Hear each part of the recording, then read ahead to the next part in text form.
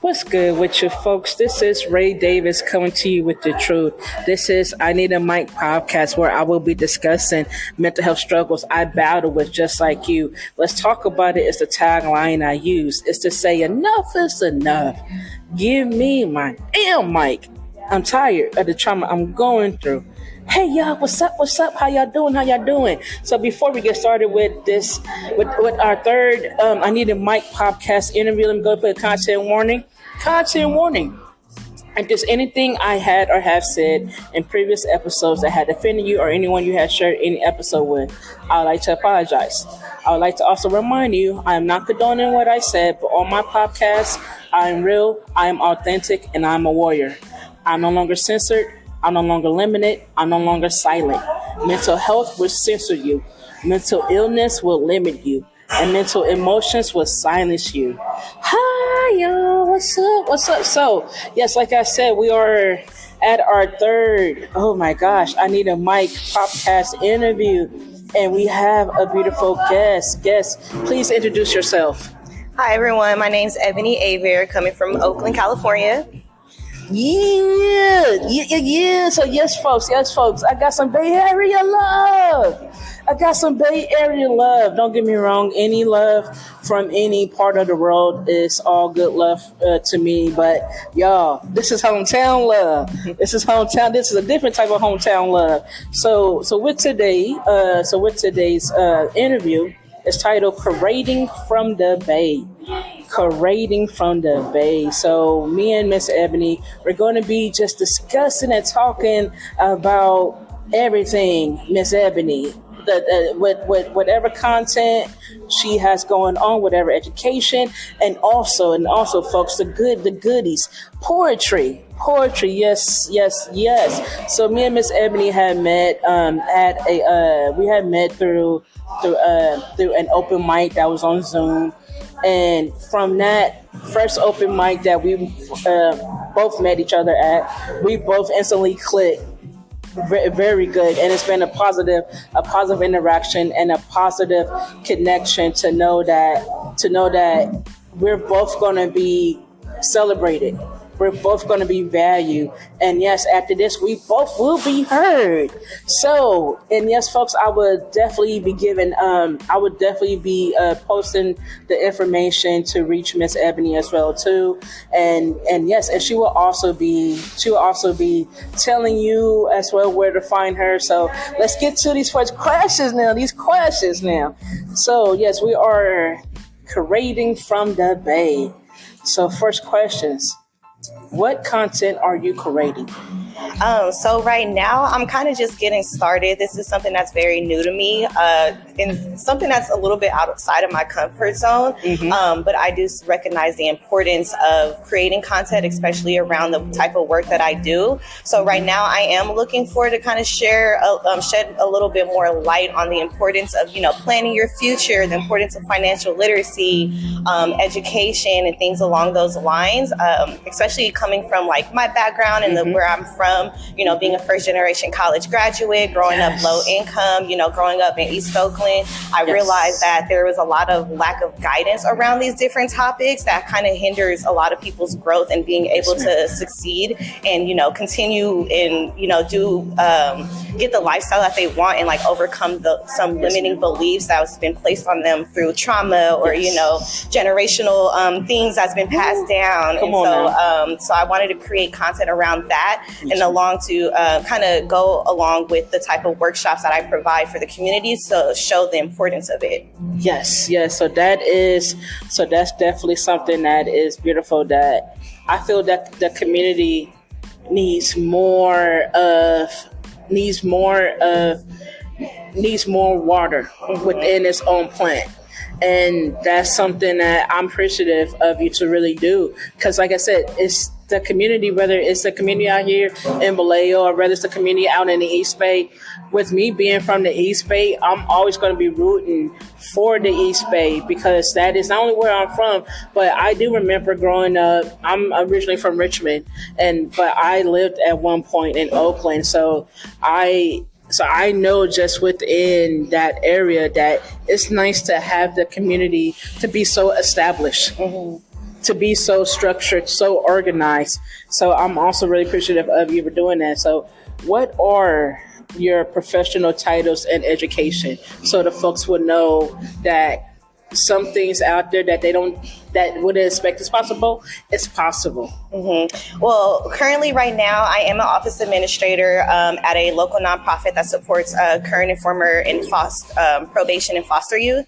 But throughout my career, I've had many different titles, all within like the nonprofit world. Once I graduated high school and went to college, I always knew that I wanted to work within the community and like giving back.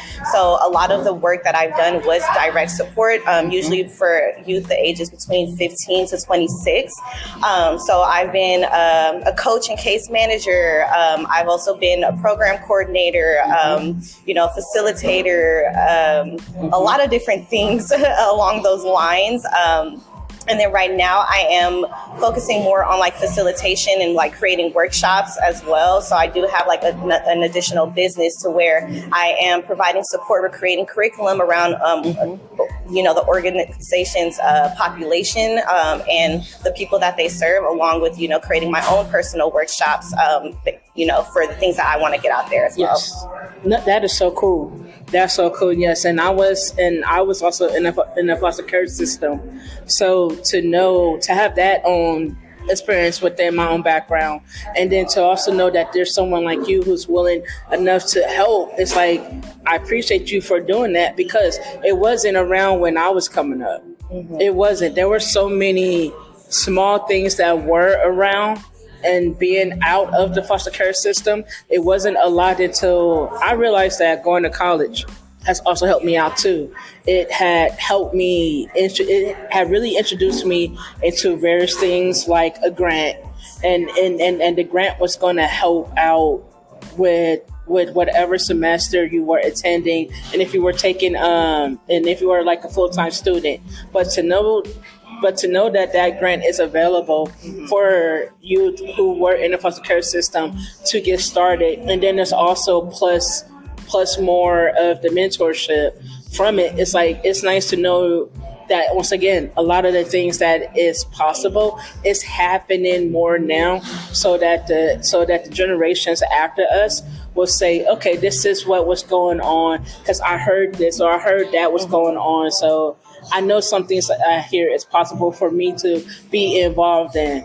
And that's one of the things that I'm appreciative of you to even do the workshop. Yo, I got this workshop. Yeah. So when I seen that you had a workshop, it's like, I feel you. It's like when you want the room to be packed, when you want your energy to be drained because of how positively you're hoping to impact a crowd or a room of people, I get it. I totally get it, and I relate to you on that. Like I say, keep doing whatever you're doing, because it's how I motivate myself too. Is to say, I can have one off day, and I did have an off day.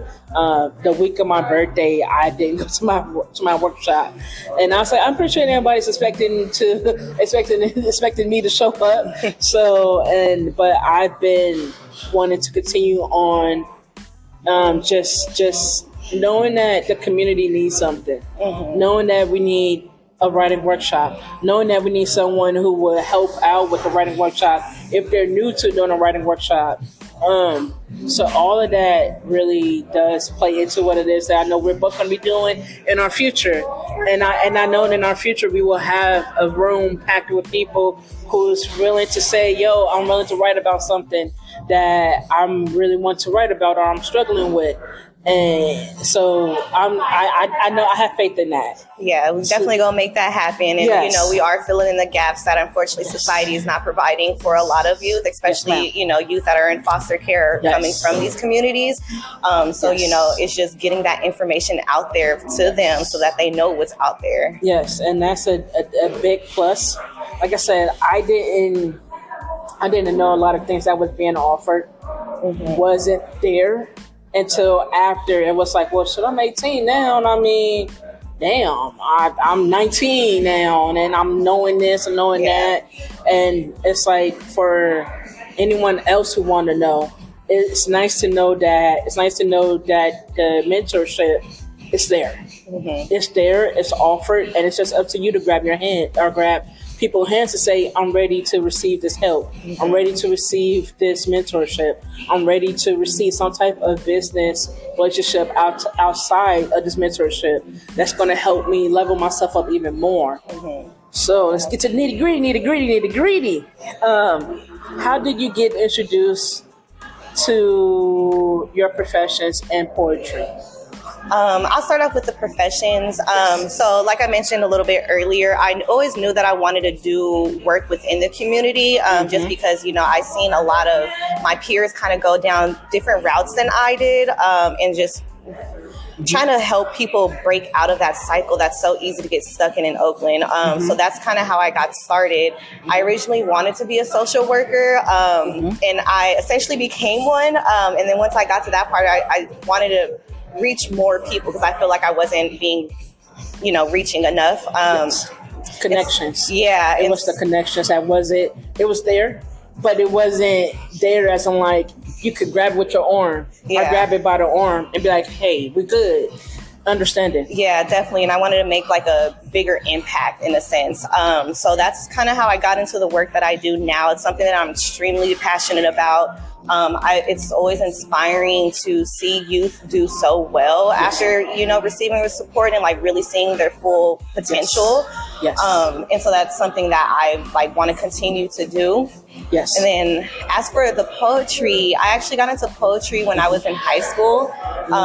It really started off when I read The Rose That Grew From Concrete by Tupac Shakur. Yes, come on now. And so that is something that really pulled me into it because it resonated with me so well. Yes. And so that's why I got into that. I started writing my own in high school, and then life happened, so I stopped for a while, like for a very long time. Yes. And I picked it up back more recently because I started journaling, for mental health reasons, and and I just found it really helpful. And I just noticed that what I was journaling was coming out pretty poetic. And so I started deciding to just start writing poetry whenever I was, feeling any type of mood or, when I got called to it. And I feel like it's just a way to release certain, emotions and feelings that I didn't want to feel. And so kind of get that out somehow.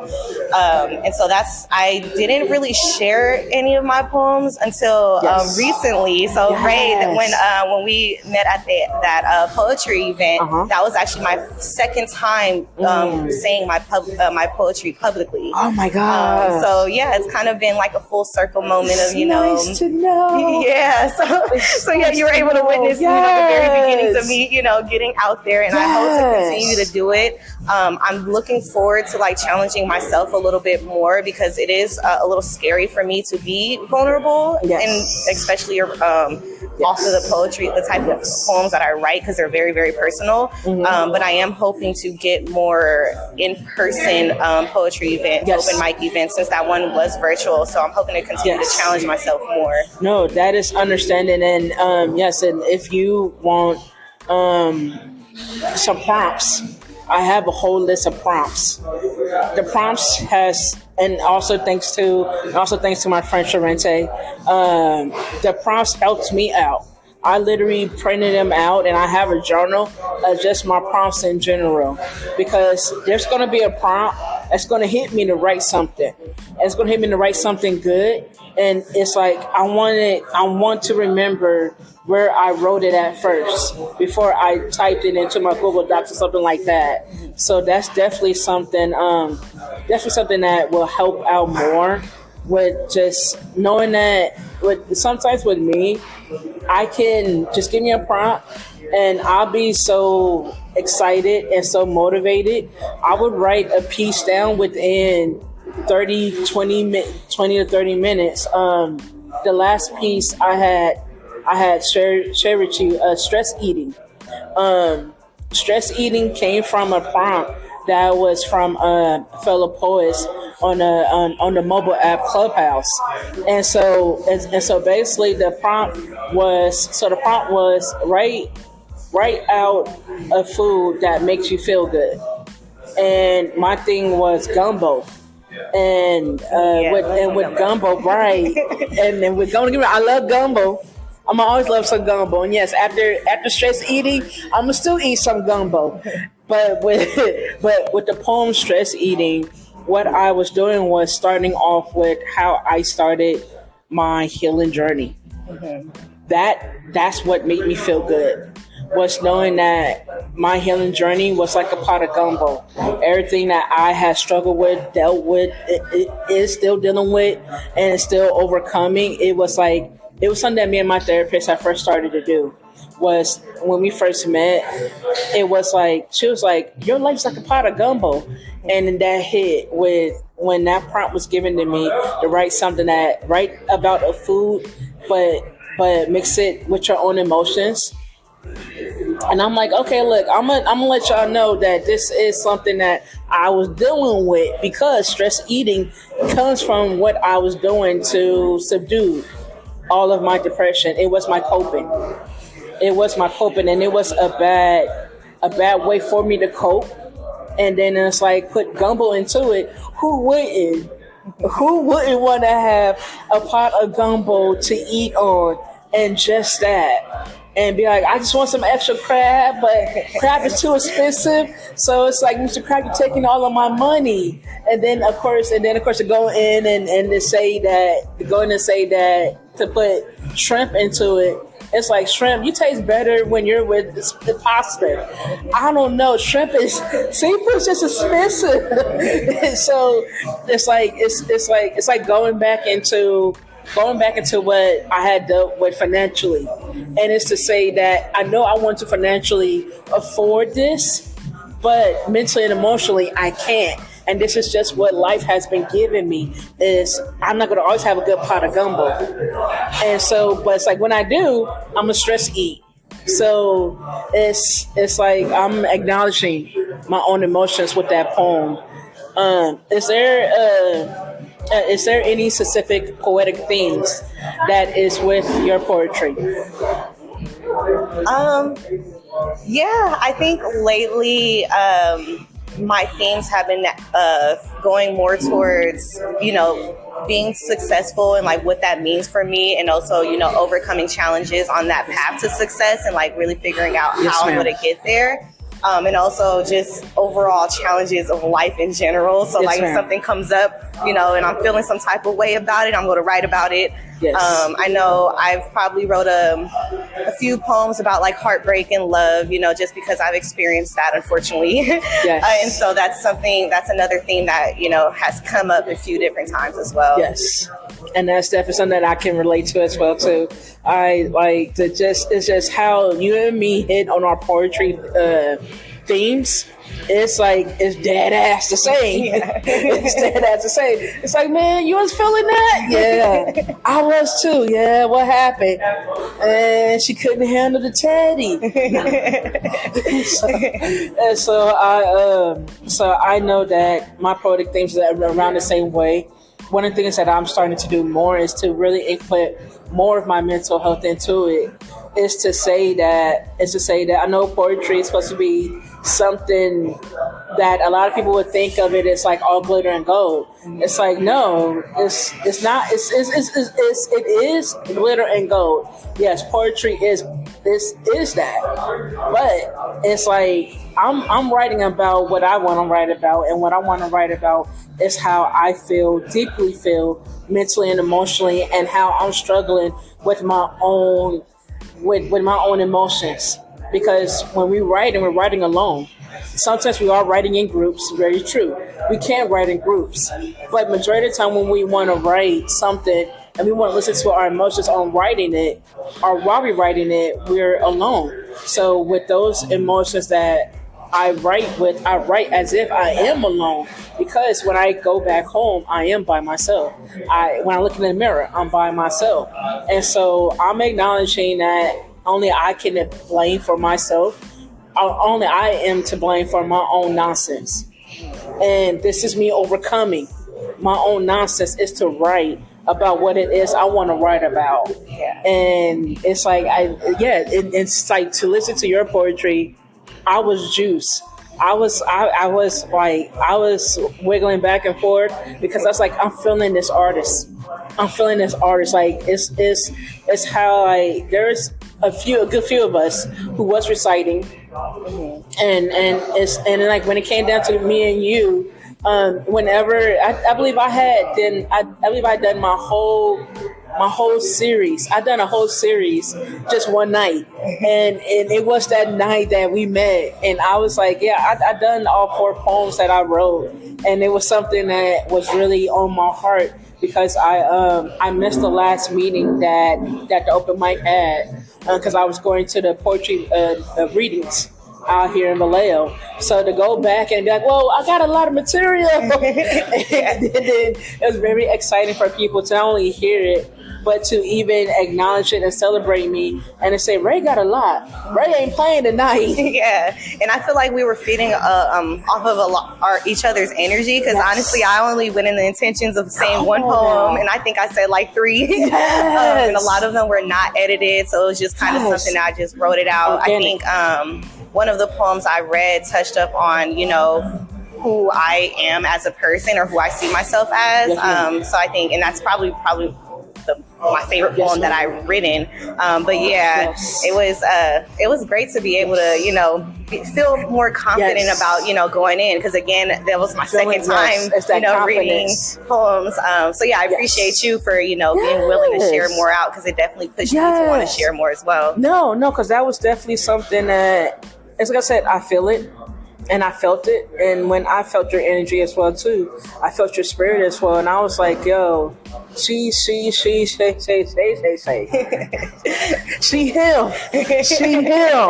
And then of course, like I said, the plus is knowing that you are from the Bay Area, and knowing that I'm from the Bay Area, and knowing that we're both creating in the Bay, and we're from the Bay, and so it's like the title just fit perfectly. I was like, when I was sitting around writing out this episode, I was like, what type of title is, and I was thinking of the Bay. I was like, hold on, what is she doing? She's creating. Oh, creating from the Bay. There we go. And so the title fit the whole environment as a whole, because I was like, you're doing things from the Bay, and I'm appreciative of how you're doing things from the Bay, because I've been wanting people from the Bay Area to do things for the Bay, and I know down the line of my future I'm going to eventually go back to the Bay, and I know I'm hoping to do things myself for the Bay as well too. We're going to put that into the universe. Yep. So I need y'all to plant into existence. We're gonna put it into the universe. We're gonna put some water over it now. We're gonna plant it after this episode and put some water over it. I will eventually be back to the Bay Area, and it's like I'm not gonna ever take what Vallejo had gave me. It gave me that independency after my nonsense with life. It helped me settle. At some point, it helped me settle with myself mentally and emotionally and physically and spiritually. More spiritually, it helped me out so much. But my spirit is always in the Bay Area. So I'm definitely in my life in the Bay Area some type of way. So get to the last question. You ready? All right. Hype yourself up. Please let the folks know where they can find you. Any of the social medias. If you're on YouTube, splash your YouTube. If anything is coming soon, let us know so we could continue on watering your plant. Yeah, so I do have an Instagram for my business. It's riseup_EH, and that's spelled RYZE, and then up _EH. On there, you can find any upcoming events that I'll be located at. I am going to be attending 2 community events in August, one on the 10th and one on the 3rd. One of them is in Oakland. The other one is in Richmond. And during those times, I'm going to be talking a little bit about, the work that I do, why I do what I do, and some upcoming events as well.